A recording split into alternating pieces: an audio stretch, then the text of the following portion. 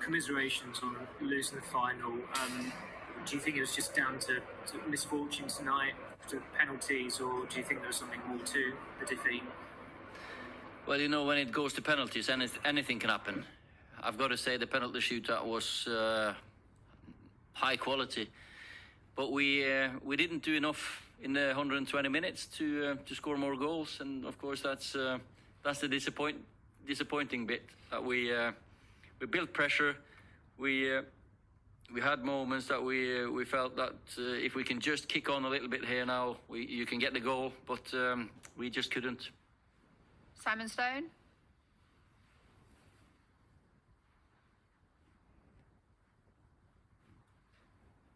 About the defeat, is there probably a lot of big name players, but on nights like this you need your big name players to deliver, and didn't think that they did tonight. Is that a disappointment? Yeah, you know, you got players with high quality there. We of course we started with loads of goal scorers, match winners, and we felt that we hoped that was going to give us the upper hand. We just couldn't get the first goal. I'm disappointed that we concede with the first chance, or only shot they've got on target. That's disappointing, of course. And after we scored, we pushed on for about 5-10 minutes. It looked like the game was there for us, but then we just couldn't kick on. I thought Scott McTominay though was absolutely outstanding out there. He was, for me, the best player on the pitch. Dave McDonnell. Ollie, you waited late to make your first change at the 100th minute. Does that underline the kind of lack of options you had on the bench in terms of game changes, and also underline the big summer ahead you've got in terms of needing to strengthen, which you've already said you need to do? Well, we felt the players out there. You got Mason, Marcus, match winners in their own right. Bruno, Eddie, of course, they can create anything. Scott, as I said, I felt he was the best player on the pitch, and Paul. So it's difficult to make that change, especially when Fred's been injured for a week. But he came on and he did well, the boy. But we just couldn't create enough chances to win the game. You know, when they've got Torres and Albiol in there with crosses, it's always going to be difficult. We needed to play our way into the box quicker. Aidan McGee.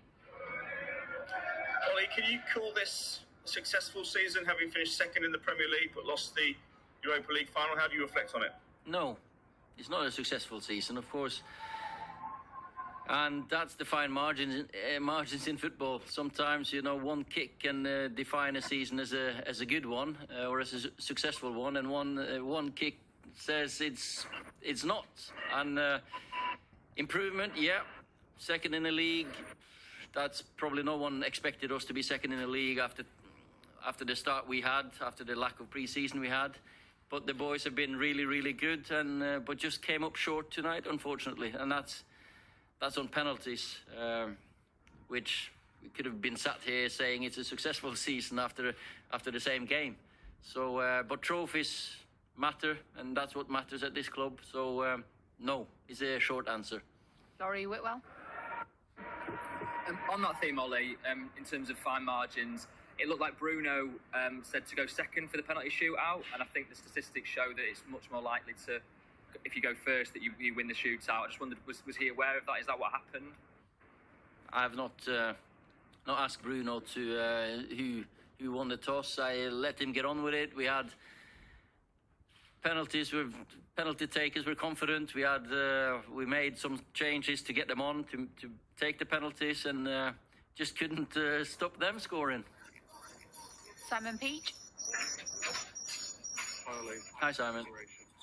Commiserations. I missed the start of the press conference. Apologies, with Marcus. But there was an image of you as the fireworks were going up and Villarreal was celebrating, just looking into the distance. That feeling of for you and your players, are you bottling that to use next season? Yeah, of course we need to. That disappointment is a worse feeling. These are the moments you remember the most in your career as a player, as a manager. And there's two ways. You can feel sorry for yourself and go on holiday and don't do anything about it, or you can go home and do something about it and come back even better, stronger, more hungry, ready from the first minute, because we know that we didn't start this season great. We fell behind and too far behind to be challenger for the league. So we need to start really well. Okay, last two, Sam and Simon Stone. Ollie, I know it's easy to say in hindsight, but given David's penalty record, did you ever give any consideration to putting Dean on for David because of his record? He saved a penalty last season against City, or was that not something that you ever would have done? Well, you go through every scenario, of course, and it has crossed my mind in the build-up to the game, but we were confident in David and we'd prepared. And but penalty shootout can happen. Anything can happen in those. So I stuck with the keeper who played all the game.